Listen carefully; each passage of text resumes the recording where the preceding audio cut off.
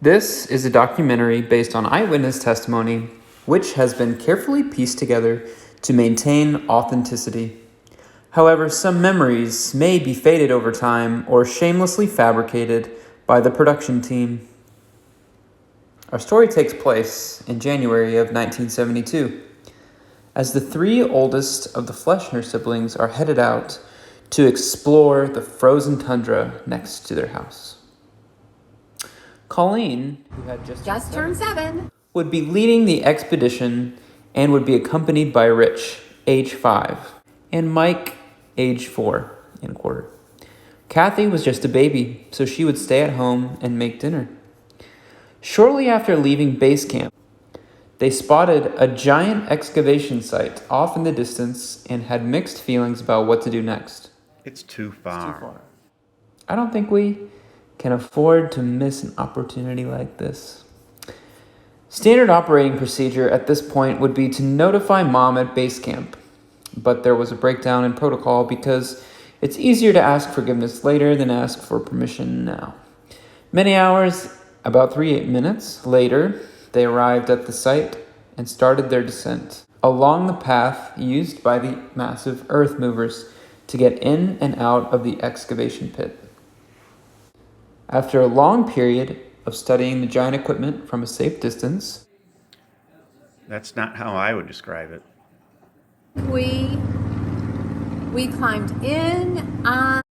As it was getting colder and darker, our intrepid adventurers realized it was time to head back, and with their years of accumulated wisdom, they decided to take a shortcut.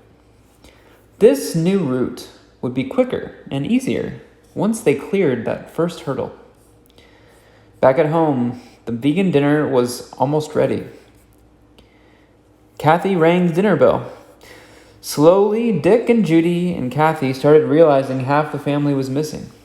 And so the term free range was born. A search party was organized, and Kathy considered calling Child Protective Services, but it hadn't been created yet. At the excavation site, climbing the sheer frozen wall was proving more difficult than expected. Progress was slow, and frostbite was now a concern. Michael Cozy suggested camping here for the night. Where did he come from? In such a remote area, the cell phones had no signal, so they were on their own. Rich gave a quick pep talk and inspired the team to push on and make it to the base camp before dinner got cold.